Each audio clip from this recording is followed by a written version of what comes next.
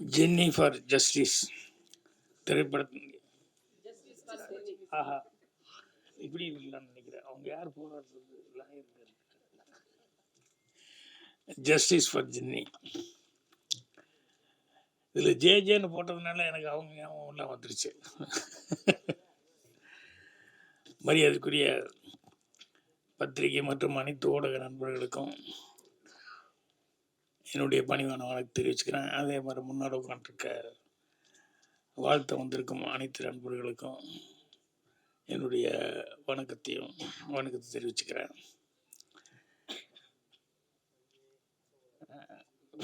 நான் இன்னும் படம் பார்க்கலையேன்னு நினச்சிட்டு இருந்தேன். எல்லாரும் இனிமேல் தான் போட போகிறாங்க. ஆனால் சதீஷ் பார்த்துட்டார் அப்படின்னு. சதீஷ் அவர் நடிகர், இயக்குனர், தயாரிப்பாளர். அவர் சமீபத்தில் பண்ண படம் வந்து ஹிந்தி கூட ரீமேக் ஆகுது அப்படிங்கிற அளவுக்கு அது சக்ஸஸ்ஃபுல்லாக பண்ணியிருந்தார். ஸோ ரொம்ப சந்தோஷமாக இருக்குது. ஏன்னா படங்கள் இப்போல்லாம் ரீமேக் பண்ணுறதுங்கிறது கொஞ்சம் ரேராக தான் ரீமேக் ஆகுது. ரொம்ப நல்ல படங்கள் ரொம்ப நல்லா கலெக்ஷன் ஆச்சு அப்படின்னா தான் ரீமேக் ஆகுது. ஸோ அந்த மாதிரி ஹிந்தியில் பண்ண போகிறாங்கன்னு சொல்லும்போது ரொம்ப சந்தோஷமாக இருந்தது. ஸோ அவர் படம் பார்த்துட்டு அவர் சொல்கிறாரு அப்படிங்கும்போது கண்டிப்பாக கரெக்டாக அவருடைய இது ஃபோட்டோகிராஃபி பற்றி, கேமராமேனை பற்றி சொல்லிட்டு இருந்தார், மியூசிக் பற்றி சொன்னார். அப்புறம் அந்த படமும் ஒரு டிஃப்ரெண்ட்டான ஒரு இதில் எடுத்திருக்காங்க அப்படின்னு சொன்னார். ஸோ எனக்கும் முதல்ல எல்லாத்துக்கும் வணக்கம் சொல்லிடலாம். இந்த ப்ரொடியூசர் சையத் அவர்கள், அதுக்கப்புறம் ஆர்ட் டைரக்டர் வந்திருக்காரு, கௌதம் கேமரா, இவர் மியூசிக் டைரக்டர், அப்புறம் ஐஸ்வர்யா அவங்களுக்கு நீங்கள் பிட்டு வில்லன் கேரக்டர் செஞ்சவர், எல்லாத்துக்குமே என்னுடைய பணிவான வணக்கத்தையும் வாழ்த்துக்களையும் நான் தெரிவிச்சுக்கிறேன். ப்ரொடியூசர் இவர் டைரக்டர் வந்து சந்தோஷ் அவர்கள் வந்து இன்வைட் பண்ணும்போது சும்மா என்ன கதை என்னன்னு சொல்லி ஜென்ரலாக படத்தை பற்றி தெரிஞ்சுக்கலான்னு சொல்லி கேட்கும்போது இது ஒரு லேடிஸுக்கான சப்ஜெக்ட் அப்படின்னு சொல்லிட்டு ஒரு அவுட்லைன் சொன்னார். அவர் முன்னால் எங்கேயாவது ஒர்க் பண்ணியிருக்காரா என்னன்னு சொல்லிட்டு யாராவது வந்தாலும் கேட்பதில்ல, யார்கிட்ட ஒர்க் பண்ணீங்க என்ன அப்படின்ட்டு. இல்லை சார், எனக்கு சினிமாவில் இருந்த ஆர்வத்தில் படங்களை பார்த்து நானே கற்றுக்கிட்டேன், நடிக்கணும்னு ஒரு ஆர்வம் இருந்தது, அதுக்கப்புறம் டைரக்ஷன் பண்ணலான்னு சொல்லி டைரக்ஷன் பண்ணியிருக்கேன் அப்படின்னாரு. அப்போ அந்த அவுட்லைன் சொல்லும்போது வந்து ரொம்ப தெளிவாக சொன்னார். அது சட்டம், போலீஸ், காவல்துறை, நீதித்துறை இது சம்மந்தப்பட்டதாக இருந்தது அந்த சப்ஜெக்டு. நீட்டாக தெளிவாக சொன்னார். புதுசாக பண்ண போகிறது, யார்கிட்டையும் ஒர்க் பண்ணாமல் பண்ணுறாரு அப்படிங்கும்போது அவர் சொல்கிற நேரேஷனில் வந்து அவர் எவ்வளோ அழகாக சொல்லுவார் அப்படின்னு சொல்லிட்டு அதுலேயே என்னால் ஊகிக்க முடிஞ்சது. அவர் மட்டும் இல்லை, அவர் கூட சரவணன் எக்ஸிக்யூட்டிவ் ப்ரொடியூசர் வந்தார். இவர் சொல்லிட்டு இருக்கும்போது நடுவில் அவரும் பூந்துட்டு சில இடங்கள் இவர் தண்ணி குடிக்கிற கேப்பில், ஃபோன் பேசுகிற கேப்பில் எல்லாம் வந்து அவரும் படத்தை பற்றியும் மற்ற விஷயத்தை பற்றியும் சொல்லிட்டு இருந்தார். அவர் எவ்வளோ நாலேஜோடு இருக்கார் சினிமாவில் அப்படிங்கிறது பார்க்கும்போது எனக்கு உண்மையிலேயே ஆச்சரியமாக இருந்தது. அது எல்லாத்தோட பெரிய ஆச்சரியம் ப்ரொடியூசர் சையத் வந்து ஆரம்பித்தார் பாருங்க கதையை பற்றி. ஸோ வெறும் பணம் போட்டு படம் பண்ணுற தயாரிப்பாளராக மட்டும் இல்லாமல் அவரும் இந்த கதை என்ன ஏது அப்படிங்கிறதெல்லாம் கேட்டு தெளிவாக வந்து இதை பண்ணியிருக்காரு அப்படின்னு சொல்லும்போது அதை தான் கேமராமேன் வந்து யாரோ பேசும்போது சொல்லிட்டாங்க, எல்லாருமே கதையை பற்றி பேசிட்டாங்க, இனிமேல் நான் அதை பற்றி என்ன சொல்கிறது அப்படின்னு சொல்லிட்டு அவரோட தொழில் ரீதியாக சில விஷயங்கள் சொன்னார். டே எஃபெக்ட்டுக்கு என்ன கேமரா யூஸ் பண்ண, எதை வச்சு ஷூட் பண்ண, நைட் எஃபெக்ட்டுக்கு அது காரணங்கள் அது இதெல்லாம் சொன்னார். ஸோ சதீஷ் அவர்கள் பர்டிகுலராக வந்து கேமராமேனை வந்து அப்ரிஷியேட் பண்ணியிருக்காருங்க போது எனக்கும் படம் பார்க்கணும் அப்படிங்கிற மாதிரி ரொம்ப ஆர்வமாக இருந்தது.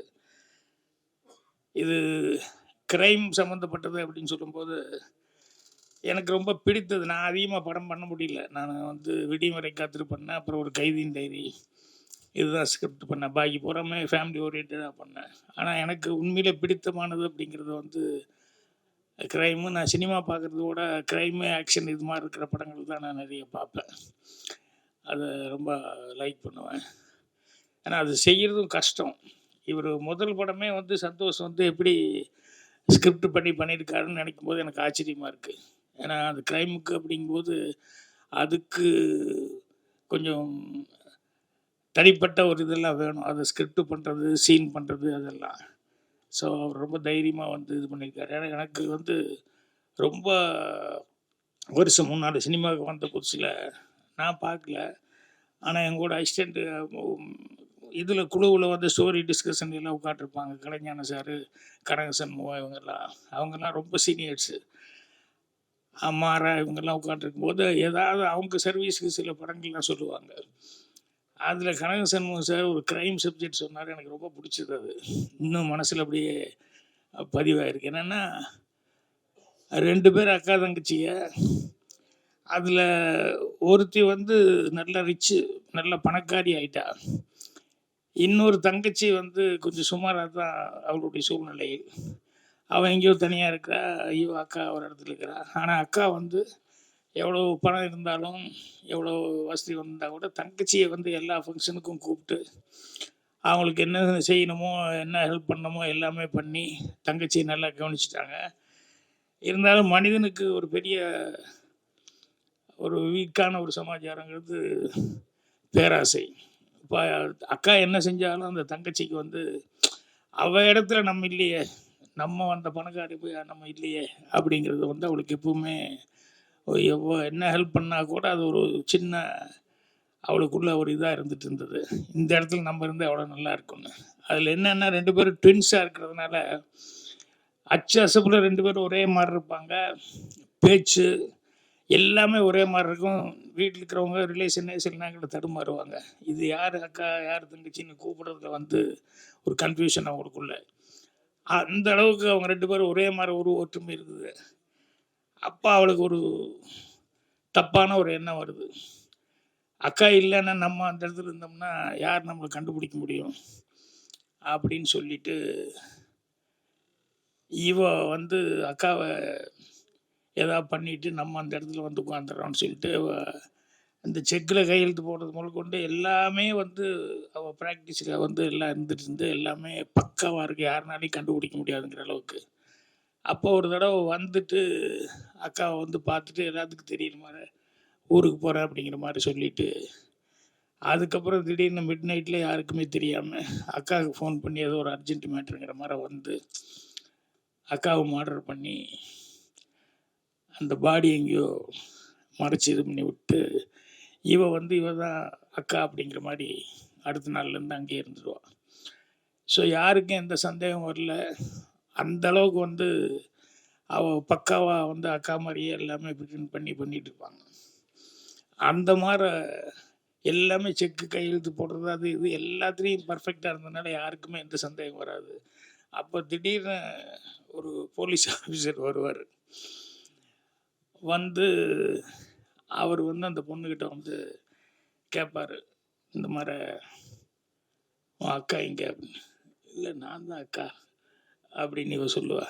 இல்லை அக்கா எங்கேன்னு சொல்லு அப்படின்னு சொல்லி கேட்டால் இல்லை நான் தான் அக்கா, உனக்கு என்ன சந்தேகம், எதில் சந்தேகம் அப்படின்னா அப்போ ஒன்றும் இல்லை, ஒரு விஷயம் என்னன்னா உங்கள் அக்கா வந்து ஒருத்தரை கொலை பண்ணிட்டா, அதுக்கு எல்லா எவிடன்ஸ் இருக்குது, அதனால் அக்காவை தான் தேடிட்டு வந்தேன் நான், அதனால் நீ உட்காண்ட்ருக்க, அதனால் இப்போ 2 விஷயம், ஒன்று நீ தான் அக்கான்னா அந்த கொலைக்கு எல்லா எவிடன்ஸ் இருக்குது, நீ அரெஸ்ட் ஆகிக்கிற, நீயே சரண்டர் ஆகிக்கோ, இல்லை நீ தங்கச்சி அப்படின்னா உங்கள் அக்கா எங்கே, அக்காவை என்ன பண்ண. ஸோ அக்கா கண்டிப்பாக நீ கன்ஃபார்மாக அவளை கொலை பண்ணிட்ட. ஸோ அதனால் நான் வெளியே வெயிட் பண்ணுறேன். ஒன்று அக்காவுன்னா அக்காவை பண்ண கொலைக்காக வந்து சரண்டர் ஆகிக்கோ, இல்லை தங்கச்சின்னா அக்காவை கொலை பண்ணதுக்காக வந்து சரண்டர் ஆகிக்கோ, நான் வெளியே உனக்கு டைம் கொடுக்குறேன், ஒரு 1/2 hour யோசிச்சுட்டு வா அப்படின்னு சொல்லி. ஸோ இந்த கதை வந்து 50-60 வருஷத்துக்கு முன்னாடி நான் கேட்டது. ஸோ அப்போவே எந்த அளவுக்கு அவங்க புத்திசாலித்தனமாக திங்க் பண்ணி இப்படி ஒரு ஸ்கிரிப்ட் பண்ணியிருக்காங்க அப்படின்னு சொல்லும்போது, அந்த கிரைம்ங்கிறது எவ்வளோ வித்தியாசமான கிரைமு, எப்படி கதையை வந்து இப்படி திங்க் பண்ணியிருக்காங்க அப்படின்னு சொல்லும்போது ரொம்ப ஆச்சரியமாக இருக்கும்.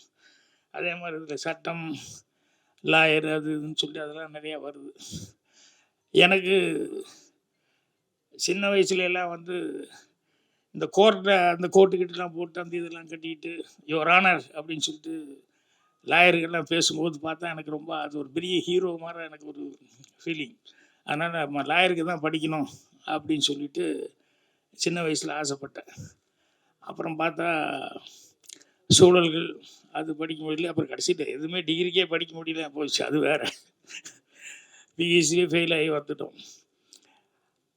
இந்த லாயர் அப்படின்னு சொல்லும்போது சினிமாவில் வந்து திருடன் வந்து ரொம்ப புத்திசாலித்தனமாக என்னென்ன பாதுகாப்பு பண்ணி வச்சுருந்தாலும் அதை வந்து எல்லாத்தையும் தாண்டி எப்படி வந்து திருடிட்டு போகிறான், அல்லது ஒரு தப்பு பண்ணிட்டு போகிறான், க்ரைம் பண்ணிட்டு போகிறான் அப்படிங்கிறது அவனுக்கு அதுக்கு ஒரு புத்திசாலித்தனம் வேணும்.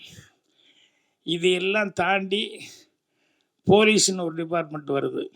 வந்து அவங்க உள்ளே வந்து இது எப்படி எவன் இப்படி திருடிட்டு போயிருப்பான், எந்த வழியாக வந்திருப்பான், எந்த வழியாக இப்படி பண்ணியிருப்பான், அதுக்கு என்ன எவிடன்ஸ் இருக்குது அப்படின்னு சொல்லிட்டு அவன் வந்து மண்டையை உடைச்சி கடைசியில் கரெக்டாக கண்டுபிடிச்சி போலீஸ் வந்து அவனை அரெஸ்ட் பண்ணுவாங்க. அதுக்கு ஒரு பெரிய மூளை வேணும். இது ரெண்டையும் தாண்டி அதுக்கப்புறம் வந்து இந்த திருடன் மூலையே கெட்டிக்காரத்தனம், அதை கண்டுபிடிக்கிறது போலீஸ்காரர் அதோட கெட்டிக்காரத்தனம். கடைசியில் அதுக்கப்புறம் லாயர்கிட்ட போவாங்க. அவர் இந்த கேஸை வாங்கிட்டு அவர் கேட்பார், என்ன பண்ண ஏது பண்ண அப்படின்னு சொல்லிட்டு.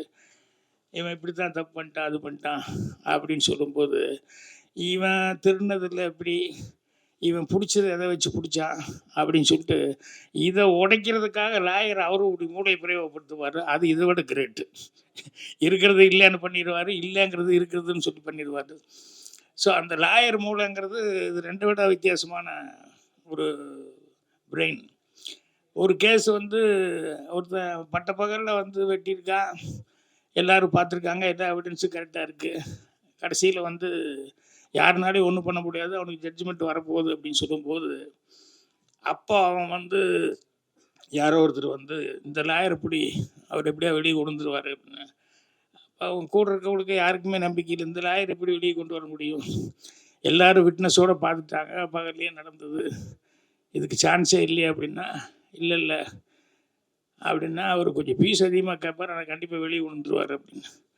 அப்புறம் போனால் ஒரு 25 லட்சம் கொடுத்தீங்கன்னா கொண்டு வந்துடுறேன் நான் அப்படிங்கிற மாதிரி சொன்னால் யாருக்கும் நம்பிக்கை இல்லை கண்டிப்பாக கொண்டு வந்துடுறேன் அப்படின்னு சொல்லிட்டு அடுத்த நாள் வந்து கோர்ட்டை வந்து வாதாடும்போது அவர் வந்து என் ஆள் கொலை பண்ணான்னு சொல்லியிருக்காங்க. அதுக்கு வந்து ஒரு அறுவாடை கொண்டு வந்து வச்சுருக்காங்க. அதனால் ஒரு 1/2 ஹவர் டைம் எடுத்து அதுக்கப்புறம் நீங்கள் தீர்ப்பு சொல்லுங்கள் அப்படின்னு சொல்லி ஜட்ஜுக்கிட்ட அந்த அறுவாள் எடுத்துகிட்டு போய் கரெக்டாக வெட்டினாள் அவருடைய பிளட்டு தானே அப்படின்னு சொல்லி அதை செக் பண்ணிட்டு வந்து சொல்லுங்கள் அப்படின்னா ஒரு 1 ஹவர் கழித்து வந்து அதில் இருந்த ரத்தம் மனுஷ ரத்தமே இல்லை, ஆடு வெட்டி அந்த ரத்தம் தான் அப்படின்னு சொல்லி ரிப்போர்ட் வந்துடுச்சு. இவர் என்ன பண்ணாருன்னா டிபார்ட்மெண்ட் ஆளுக்கு இவ்வளோ லட்சம் வாங்கினார் இல்லையா, அதை பாதுகாப்பாக வச்சுட்டு பண்ண போலீஸ்காரன் அவனுக்கு ஒரு 5 லட்சத்துக்கு கொடுத்து அதை ஒரு 1 ஹவருக்கு மட்டும் கொண்டு வந்துட்டு அப்புறம் மறுபடியும் திருப்பி கொண்டு போய் வச்சிடலாம் கொடுன்னு சொல்லி அதை வாங்கிட்டு வந்து அதை க்ளீன் பண்ணிவிட்டு ஆட்டை வெட்டி அந்த ரத்தத்தை வந்து இது பண்ணதுக்கப்புறம் கொண்டு போய் உள்ளே வச்சிரு அப்படின்னு சொல்லி அதை மாற்றிட்டாரு. ஸோ அவ்வளோ பணம் 25 லட்ச ரூபா அப்படின்னு சொல்லி கேட்டவர் வந்து எவ்வளோ புத்திசாலித்தனமாக அந்த அறுவாலையே வந்து இது மனுஷ ரத்தமே இல்லை அப்படிங்கிற அளவு பண்ணியிருக்காரு. அப்படிங்கும்போது அந்த லாயருக்கு உண்டான அந்த பிரெயின் அப்படிங்கிறது. ஸோ இது எல்லாத்த விட இன்னொன்று பாருங்கள், திருடன் கெட்டிக்காரன், அதுக்கப்புறமா வந்து போலீஸ் அதை விட கெட்டிக்காரன், லாயரை அவங்க எல்லாத்த விட கெட்டிக்காரன். ஆனால் இதையெல்லாம் தாண்டின ஒரு கெட்டிக்காரத்தனம் அந்த மூளை இருந்தால் தான் ஒரு ரைட்டர் ஆக முடியும். ஏன்னா அந்த மூணையுமே கிரியேட் பண்ணுறது இவன் தான். போலீஸ் திருடனையும் தான் கிரியேட் பண்ணி ஆகணும், எப்படி திருடுறான்னு, போலீஸ் எப்படி கண்டுபிடிக்கிறாங்கிறது இவன் தான் கிரியேட் பண்ணணும், லாயர் எப்படி ஆர்கியூ பண்ணுறாருங்கிறதும் ரைட்டு தான் கிரியேட் பண்ணணும். அப்படிங்கும்போது இந்த ரைட்டருங்கிறவன் எல்லாமே தாண்டி அவன் யோசிக்கணும் அப்படின்னு சொல்லி அந்தளவுக்கு அதுக்கு வந்து நாலேஜ் இருக்கும். அதனால தான் க்ரைம் செய்யும்போது வந்து எவ்வளோ கேர்ஃபுல்லாக வந்து க்ரைம் பண்ணுறாங்க அப்படின்னு சொல்லிட்டு அந்த மாதிரி சப்ஜெக்ட்டுக்கெல்லாம் பண்ணுறாங்க. ஏன்னா இப்போ வந்து ட்ரெண்ட் ஆகிப்போச்சு. வெப் சீரிஸ் அது எல்லாமே நிறையா பார்த்தீங்கன்னு சொன்னோம்னா எல்லாமே ஏதாவது ஒரு க்ரைமு அதை எப்படி கண்டுபிடிக்கிறாங்க என்ன அப்படிங்கிறது அதை ஃபாலோ பண்ணி போகுது. அது என்னென்னா படம் பார்க்கும்போது ஒரு இன்ட்ரெஸ்டாகவும் இருக்கும் அந்த மாதிரி கதைகள் பண்ணும்போது.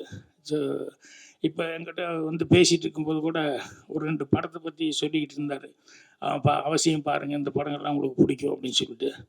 ஸோ அவர் வந்து க்ரைம் வந்து இந்தளவுக்கு ஃபஸ்ட்டு படம் இந்த ஜஸ்டிஸ் ஃபார் ஜென்னி அதை வந்து அதுதான் க்ரைமாக அதை வந்து மெயினாக வச்சு பண்ணியிருக்காரு.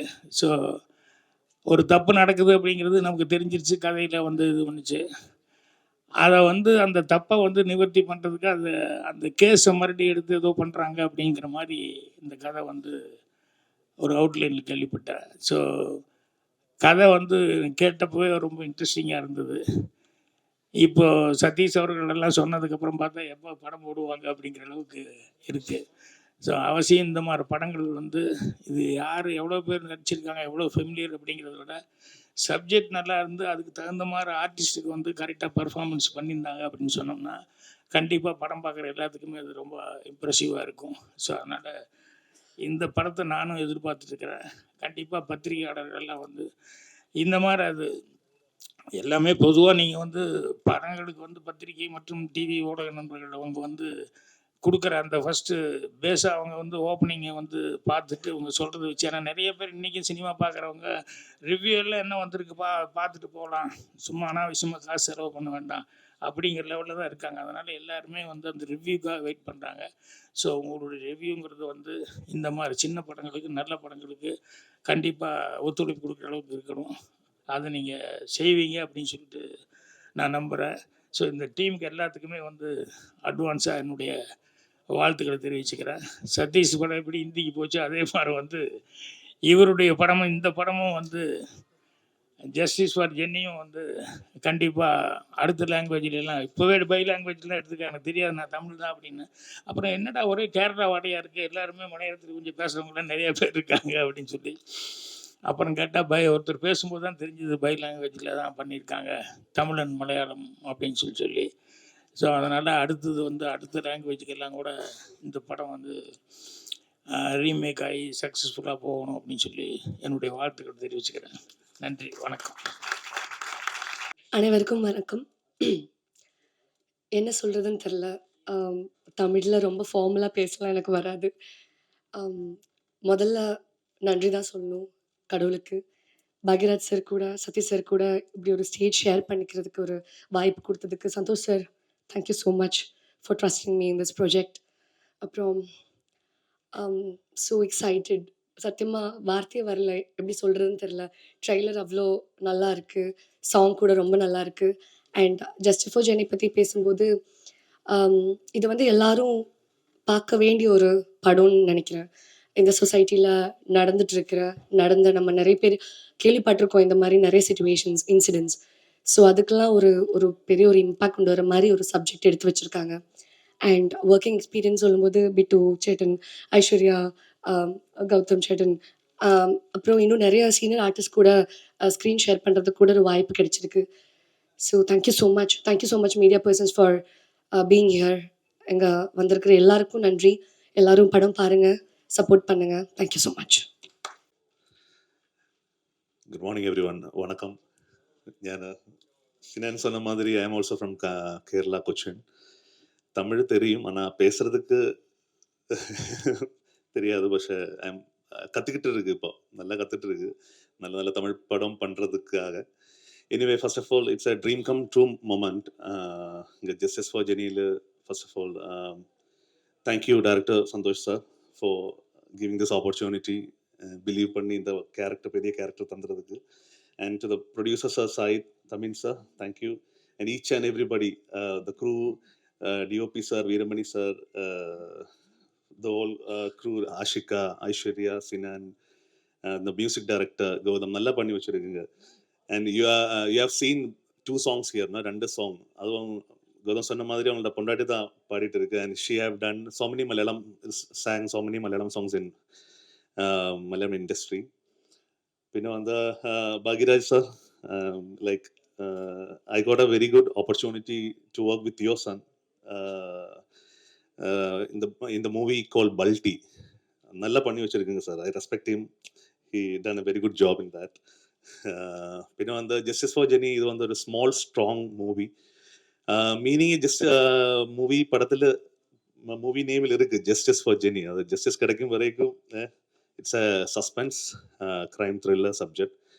அண்ட் எல்லாரும் போய் பார்க்கணும். பார்த்துட்டு ஜெனுவினாக ரெஸ்பாண்ட் பண்ணணும். இது வந்து என்னோட செகண்ட் தமிழ் மூவி. நல்லா நடிச்ச என்ன சொல்லுவாங்க, first one was Laandhar. It's a small character I've done in that movie. This is my second movie justice for Jeni. ഞാൻ സെൽഫാக ഡബിങ് பண்ணிய மூவியில் அதுக்கு சான்ஸ் கொடுத்த டேரக்டர் சாருக்கு he has supported me for that dubbing also. Thank you so much sir. எல்லாருக்கும் வணக்கம், நன்றி. So the whole media crew and everyone, thank you.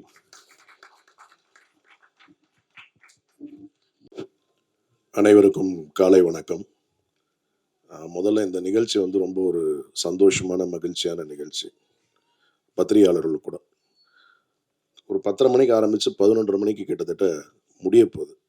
இல்லைன்னா ரொம்ப நேரம் இழுத்து எல்லாரும் வந்து ஒரு சோர்வடையக்கூடிய ஒரு சூழல் இல்லாமல் சொல்ல வேண்டிய விஷயத்த சுருக்கமாக கரெக்டாக சொல்லி பிளான் பண்ணி நல்லா பண்ணியிருக்காங்க. கவிதா உட்பட குழுவினர் அனைவருக்கும் நன்றி. ஜஸ்டிஸ் ஃபார் ஜெனி இந்த படத்தை தயாரித்த சையத் அவர்களுக்கு வாழ்த்துக்கள். ஒரு தயாரிப்பாளர் இவ்வளோ புரிதலோட ஒரு சந்தையை பற்றி பேசி ஒரு படம் வந்து நம்ம யாரையும் டிபெண்ட் பண்ணி படம் எடுக்க வேண்டிய அவசியம் இல்லை, நமக்கு வியாபாரம் தெரிஞ்சால் போதும் அப்படிங்கிற ஒரு சூழலை வந்து இன்னைக்கு யதார்த்த உண்மையை தெரிஞ்சுக்கிட்டு படம் எடுத்திருக்காரு. இந்த படத்தை பற்றி பேசுறதுக்கு எனக்கு ஓரளவுக்கு வந்து தகுதி இருக்கு. ஏன்னா இந்த படம் நான் பார்த்துட்டேன். இயக்குனர் சந்தோஷோட முதல் படம் மாதிரி இல்லை, ரொம்ப நல்லா நேர்த்தியாக பண்ணியிருந்தார். அதோட மேக்கிங், எஸ்பெஷலி டிஓபியோட ஒர்க்கு வீரமணி, அப்புறம் மியூசிக் டைரக்டரோட ஒர்க்கு, அப்புறம் ஆர்டிஸ்ட் ஆஷிகா அந்த கேரக்டர் வந்து ரொம்ப நல்லா பர்ஃபார்ம் பண்ணியிருக்காங்க. இவங்க ஐஸ்வர்யா, அப்புறம் நண்பர் இன்ஸ்பெக்டராக பண்ணவர், அப்புறம் வில்லனாக பண்ணவங்க, எல்லா கேரக்டர்ஸுமே ரொம்ப நல்லா இருந்தது. படம் ஒரு தொய்வு இல்லாமல் ரொம்ப ஒரு இவங்க சொன்ன மாதிரி பெண்கள் மட்டுமே பார்க்கக்கூடிய படம் இல்லை, முக்கியமாக ரொம்ப ஆண்கள் பார்க்க வேண்டிய ஒரு படம். எப்படி வந்து நம்ம வந்து சுய ஒழுக்கத்தோடு இருக்கணும், டிசிப்ளின் ரொம்ப முக்கியம்னு சொன்னாரோ, அது ரொம்ப முக்கியமான ஒரு படமாக இருக்கும் இந்த தமிழ் சினிமாவுக்கு. இது ஒரு பைலாங்குவல் படம், தியேட்டரில் சப்போர்ட் பண்ணுங்கள். இந்த படம் நிச்சயம் வெற்றி பெற வேண்டும் என்று அனைவரின் சார்பாக கேட்டுக்கொள்கிறேன். மீடியா சப்போர்ட் பண்ணுங்கள். இதே மாதிரி இந்த நிகழ்ச்சிக்கு வந்திருக்கும் இயக்குனர் பாக்யராஜ் அவர்களுக்கு நன்றி. எப்பயுமே சின்ன படங்களுக்கு வந்து ஒரு ஃபங்க்ஷன், ஒரு ஆடியோ லான்ச்னா ஆட்களே கிடைக்க மாட்டேங்கிறாங்க, வர மாட்டேங்கிறாங்க. கூப்பிட்டாலே ஏதோ வரேன் அதோ வரேன்னு தயங்குவாங்க. பட் சமீப காலம் இல்லை, நீண்ட நாட்களாக பார்த்துக்கிட்டு இருக்கேன். எந்த ஒரு சின்ன படமாக இருந்தாலும் அந்த தயாரிப்பாளரும் அந்த கம்ப்ளீட் க்ரூவையும் வந்து என்கரேஜ் பண்ணணுன்ற ஒரு மனப்பான்மையோட, ஒரு பெருந்தன்மையோட எல்லா நிகழ்ச்சிக்கும் வந்து தவிர்க்காம வந்து கலந்துக்கக்கூடிய இயக்குனர் பாக்யராஜ் அவர்களுக்கு தயாரிப்பாளர்கள் சார்பாக நன்றி தெரிவித்துக் கொள்கிறேன். அது ரொம்ப முக்கியம். நம்ம வரவங்களை வந்து கைப்பிடிச்சு நாங்கள் கூட இருக்கோம் வா அப்படின்னு சொல்றது வந்து ரொம்ப முக்கியம். அது மாதிரி ஒரு பெரிய ஒரு இயக்குனர், அது அவருக்கு தெரியாத அனுபவம் இல்லை, அவர் பார்க்காத விஷயங்கள் இல்லை. ஸோ அவரெல்லாம் வந்து வாழ்த்துறதே உங்களுக்கு ஒரு வெற்றி தான் அப்படின்னு நான் நம்புகிறேன். மீண்டும் இந்த நேரத்தில் இந்த படத்தை நிச்சயம் நீங்களாம் வந்து சப்போர்ட் பண்ணணும். டெஃபினட்டாக வந்து எந்த விதத்துலேயும் வந்து ஒரு தொய்வில்லாத ஒரு படமாக இருக்கும் அப்படிங்கிறது மாத்திரம் நம்பலாம். வாழ்த்துக்கள், அனைவருக்கும் நன்றி. அனைவருக்கும் வணக்கம். தேங்க்யூ அக்கா, ரொம்ப நல்லா சொன்னீங்க. ஸோ சொல்லப்போனால் ரொம்ப வருஷம் இல்லை, 2 வருஷம் ரொம்ப வெயிட் பண்ணி இந்த ஒரு ஸ்டேஜ்க்காக அவ்வளோ நாள் வெயிட் பண்ணேன். ஸ்டேஜில் இருக்கக்கூடிய பாக்ய sir, Sathyaraj sir, Santhosh sir, Ashika, விட்டுச்சேட்டன், என் க்ரூ, மியூசிக் டைரக்டர் எல்லாருக்கும் ரொம்ப ரொம்ப நன்றி. ஜஸ்டிஸ் ஃபார் ஜெனியை பற்றி சொல்லணும்னா கண்டிப்பாக மஸ்ட் வாட்சான ஒரு மூவி. இன்றைக்கி நம்ம நாட்டில் என்ன நடக்குதோ அதுக்கான ஒரு ஜஸ்டிஸ் வேணும் அப்படின்னு நம்ம மூவியில் தெளிவாக நம்ம வந்து காட்டியிருக்கிறோம், நம்புகிறோம்.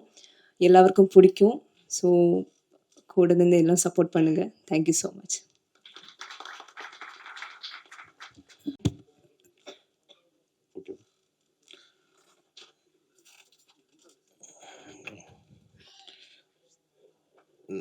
என்னை ஈன்ற என் தாய்க்கு என் முதல் வணக்கம். இங்கே வந்திருக்கும் அனைத்து ஊடக நண்பர்களுக்கும் என்னோட முதல் வணக்கம். மற்றும் என் இனிய நண்பர், இந்த படத்தின் தயாரிப்பாளர் திரு சையத் தமின் அவர்களுக்கும், இந்த படத்தில்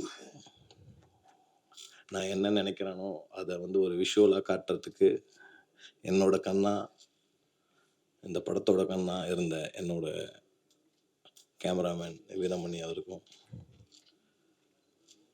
நான் என்ன சீன் பண்ண போகிறேன், எனக்கு இதுக்கு என்ன பேக்ரவுண்ட் வேணும், இது எப்படி இருந்தால் நல்லா இருக்கும்னு சொல்லி எல்லாம் கூட இருந்து ஒன்று ஒன்றா பார்த்து செஞ்சு கொடுத்த என்னோட ஆர்ட் டைரக்டர் பாலாஜி அண்ணன் அவர்களுக்கும், என்னோட படத்தில் துணை இயக்குனராக பணிபுரிந்த என் இனிய நண்பர் வீரமணி, சுந்தர், தேவா, அக்கீரா, சிவா, ஆனந்தன், இவர்கள் அனைவருக்கும் என்னோட நன்றியும் வணக்கத்தையும் தெரிவிச்சுக்கிறேன். எனக்கு இன்னொரு முக்கியமான நபர் இருக்கார். இந்த படத்தை முடிக்கிறதுக்கு கூட இருந்து எல்லாம் சப்போர்ட் பண்ணி இந்த படத்தை இந்த ஸ்டேஜுக்கு வரைக்கும் கொண்டு வந்திருக்கு லால் தேவசகாயமன்னன் அவர்களுக்கும், இன்றைக்கி இந்த மூவியை ஆடியோ லான்ச் வரைக்கும் கொண்டு வந்து கொடுத்துருக்க குகன் சார் அவர்களுக்கும் என்னோட நன்றியை தெரிவிச்சுக்கிறேன். இந்த படம் நாங்கள் பிளான் பண்ணி ஸ்டார்ட் பண்ணும்போது இது எப்படி ஸ்டார்ட் பண்ண போகிறோம், எப்படி முடிக்க போகிறோன்ற ஒரு பயமும் குழப்பமும் இருந்துச்சு. ஸோ அந்த மாதிரி டைமில் எனக்கு கூட இருந்து ரொம்ப சப்போர்ட்டாக இருந்தவங்க சையத் சாரும் என்னோட அண்ணன் லால் தேவசகாயம் சாரும். அதுக்கப்புறம் இந்த படத்தோட எக்ஸிக்யூட்டிவ் ப்ரொடியூசர்ஸான என் இனிய தம்பி சரவணனும் மசூதுக்கும் என்னோட நன்றி தெரிவிச்சுக்கிறேன். இந்த படத்தில் ஆஷிகா அசோகன் அவங்க ஒரு லீடாக பண்ணியிருக்காங்க. அவங்க ரொம்ப நல்லா பண்ணியிருக்காங்க. நீங்கள் படம் பார்க்குறப்ப அவங்க எல்லாருக்கும் தெரியும் அவங்க பர்ஃபார்மன்ஸ். அவங்கெல்லாம் கூட இருந்து ரொம்ப ஸ்ட்ரெயின் பண்ணி எனக்கு ஒர்க் பண்ணி கொடுத்தாங்க. அவங்களுக்கும் என்னோட நன்றி தெரிவிச்சுக்கிறேன். என்னோட இன்னொரு ஹீரோயின் ஐஸ்வர்யா, அவங்க எப்படியாவது இந்த படம் வெளியே வரணும், இந்த ஆடியோ லான்ச்சில் நான் எப்போ சார் வரும்னு நிறைய வாட்டி கேட்டிருக்காங்க. ஸோ இந்த ஆடியோ லான்ச் வரைக்கும் அவங்கள கொண்டு வந்து உட்கார வச்சுட்டு அவங்களுக்கு ரொம்ப சந்தோஷம். அவங்க நேற்று கூட எனக்கு மெசேஜ் பண்ணியிருந்தாங்க, எனக்கு எல்லாம் கனவு மார்க் இருக்குது சார் அப்படின்னு. எல்லாம் கனவுலாம் இல்லைம்மா, நிஜமாக தான் நல்லா ஒர்க் பண்ணி கொடுத்தாங்க ஐஸ்வர்யா. அவங்களுக்கு இன்னும் நன்றி தெரிவிச்சுக்கிறேன். இந்த படத்தோட வில்லன் சினன், அவருக்கு இது ஒரு ஃபஸ்ட்டு படம். ஆனால் அவருக்கு தெரியாது அவர் இவ்வளோ பெரிய ரோல் பண்ண போகிறாருன்னு தெரியாது. ஆனால் அவருக்கு நான் கதையும் ஒழுங்காக ஃபுல்லாக சொல்லலை, நான் சொல்கிறத மட்டும் செய்ப்பா அப்படின்னு மட்டும் தான் சொல்லியிருக்கேன். ரொம்ப கஷ்டப்பட்டு நடிச்சிருக்காரு சினன். ரொம்ப நன்றி சினன். இந்த படத்தோட இன்னொரு முக்கியமான விஷயம் மியூசிக் தான். நான் என்ன கேட்குறேனோ அந்த மியூசிக்கை கூட இருந்து, நான் என்னென்ன டியூன் மாற்ற சொல்கிறேன்னா அது கொடுங்க இது கொடுங்கன்னு கேட்குறப்போலாம் கூட இருந்து சப்போர்ட் பண்ணி எனக்கு ஒரு நல்ல 3 சாங்ஸ் கொடுத்துருக்காரு. அதுக்கு மேலே படத்தோட ஆர்ஆர் நீங்கள் படம் பார்க்கும்போது இல்லை ட்ரைலர் பார்க்கும்போது உங்களுக்கு தெரிஞ்சிருக்கும். ஆர்ஆரில் ரொம்ப நல்லா பண்ணியிருக்காரு. ரொம்ப தேங்க்ஸ் கௌதம். என்னோட இன்னொரு தம்பி பிட்டு தாமஸ், அவர் இந்த படத்தில் நான் என்ன சொல்கிறேன், என்ன கேட்குறேன், என்ன பண்ண போகிறேன் எதுவுமே கேட்க மாட்டார். இந்த சீன் பண்ணணும், இங்கே போய் நில்லு, அங்கே போய் நில்லு, நான் சரி சார் ஓகே சார் அப்படின்னு நான் சொல்கிறதெல்லாம் கேட்டு நடிச்சிருக்காரு. அவருக்கும் என்னோட தேங்க்ஸ் சொல்லிக்கிறேன். இந்தியாவின் சிறந்த ஸ்க்ரீன் பிளே ஜாம்பவான் என்று அழைக்கப்படும் பாக்யராஜ் சாருக்கு என்னோட நன்றி தெரிவிச்சுக்கிறேன். ஜேஎஸ்கே சதீஷ்குமார் சார், நான் கூப்பிட்ட உடனே ஏன் இதுக்கு என்ன விஷயம் என்ன டைமு அதை மட்டும் சொல்லு நான் வந்துடுவேன் அப்படின்னு சொல்லி இங்கே உட்காந்துருக்காரு. சாருக்கும் என்னோட நன்றியை தெரிவிச்சுக்கிறேன். நீங்கள் எல்லோரும் இந்த படத்தை பாருங்கள். இந்த படம் ஜஸ்டிஸ் ஃபார் ஜெனி அப்படின்னு நான் எடுத்திருக்கேன். ஆனால் ஜஸ்டிஸ் ஃபார் அப்படின்ற ஒரு வார்த்தை ஒரு நாள் இல்லை, ஒரு வாரம் இல்லை, ஒரு மாதம் இல்லை, ஒரு வருஷம் இல்லை, நீங்கள் கண்டினியூவாக அந்த வார்த்தையை எல்லா மாநிலங்களையும் கேட்டுட்டு தான் இருக்கீங்க. இந்த மாதிரி இஷ்யூ நடந்துட்டு தான் இருக்குது. இந்த மாதிரி படங்கள் நிறைய வந்தாலுமே திரும்ப திரும்ப அந்த வாய்ஸ் நம்மளுக்கு கேட்டுட்டு தான் இருக்குது. இதில் என்ன ஒரு விஷயம்னா, இதில் வந்து நம்மளோட கவர்மெண்ட்டோ இல்லை நீதித்துறையோ காவல்துறையோ இது மட்டும் அந்த பிரச்சனையை சால்வ் பண்ணிடும் அப்படின்னு நம்ம நினைக்க முடியாது. இது ஒரு மனிதனோட தனிப்பட்ட ஒழுக்கம். அந்த ஒழுக்கம் கரெக்டாக இருந்தால் இவ்வளோ பிரச்சனைகள் நடக்காது. ஸோ டிசிப்ளின், செல்ஃப் டிசிப்ளின் வந்து எல்லாருக்கும் இருக்கணும். ஸோ இதெல்லாம் நான் இந்த படத்தில் சொல்லியிருக்கேன். அது இல்லாமல் இன்னும் நிறைய விஷயங்கள் நான் சொல்லியிருக்கேன். பெண்கள் பற்றி சொல்லியிருக்கேன். முக்கியமாக பெண் பிள்ளைகளை பெற்ற அனைத்து பேரண்ட்ஸும் இந்த படத்தை பார்க்கணும். அதே மாதிரி அனைத்து பெண்களுமே இந்த படத்தை பார்க்கணும். ஏன்னா இது வந்து ஒரு பெண்களுக்கான படம், ஒரு ஃப்ரெண்ட்ஷிப்கான படம். நீங்கள் ட்ரெய்லர்லேயே பார்த்துருப்பீங்க. இந்த ட்ரெய்லரில் என்ன நடக்குது, ஏது நடக்குது, என்னென்ன போயிட்டுருக்கு, அந்த சாங்கில் நீங்கள் பேத்தா சாங்லேயே பார்த்துருப்பீங்க. உங்களுக்கே அதில் ஒரு விஷயங்கள் புரிஞ்சிருக்கும். என் தோழியே நீ திரும்பி வா அப்படின்னு சொல்லி அந்த லிரிக்கே இருக்கும். ஸோ உங்களுக்கு எல்லாருக்கும் இது புரிஞ்சிருக்கும்னு நினைக்கிறேன். ஸோ இன்னும் இந்த படத்தை பார்க்கும்போது இதில் நான் இன்னும் டீப்பாக என்ன சொல்லியிருக்கேன், பெண்கள் எப்படி எப்படிலாம் இருக்கலாம், எப்படியெல்லாம் இருக்கக்கூடாதுன்னு சொல்லியிருக்கேன். அதே மாதிரி எல்லா விஷயங்களுமே பெண்களுக்கான சேஃப்டி எல்லா விஷயம் அந்த விஷயத்த பேசியிருக்கேன். நீங்கள் கண்டிப்பாக இந்த படத்தை பார்த்தீங்கன்னா அவங்க எல்லாருக்கும் புரியும், தெரியும். எல்லாரும் இந்த படத்தை தேட்டரில் போய் பார்த்து எங்களை மாதிரி ஆர்டிஸ்ட்டு, எங்களை மாதிரி ஒரு ஃபஸ்ட்டு படம் டைரக்டர் பண்ணியிருக்கேன் எனக்கு, என்னோடய மியூசிக் டைரக்டருக்கு, இவங்க எல்லாருமே ஒரு ஃபஸ்ட்டு படம் பண்ணியிருக்காங்க. இவங்க எல்லாருமே வந்து சக்ஸஸ் ஆகி மேலே வந்து இன்னும் நிறைய படங்கள் செய்யணும், நானும் நிறைய படங்கள் செய்யணும் அப்படின்றத நீங்கள் எல்லாரும் எனக்கு ஒரு ஆசீர்வாதம் பண்ணி எல்லாரும் வந்து தேட்டரில் படம் பார்க்கணுன்னு எல்லாரும் பணி அன்போடு கேட்டுக்கொள்கிறேன். தேங்க்யூ. பார்க்கணும். இண்டஸ்ட்ரியில் ஃபஸ்ட்டு தான். அது எப்படி போகுது எப்படி வருது தெரியாது. எனக்கு கொடுத்த ரோலு என்ன நினச்ச மாதிரி நல்லா பண்ணிட்டு நினைக்கிறேன். உங்களால் படம் பார்க்கணும், எல்லோரும் சப்போர்ட்டும் வேணும். இந்த படம் பண்ணுறதுக்கு ரொம்ப கஷ்டப்பட்டுட்டேன், ரொம்ப டென்ஷன் அடிச்சுட்டேன். அவ்வளோ ரிஸ்க் எடுத்து பண்ண ஒரு படம் தான். உங்களை எல்லோரும் பார்த்து சப்போர்ட் பண்ணி எல்லோரும் அனுகிரகிக்கணும். Thank you so much.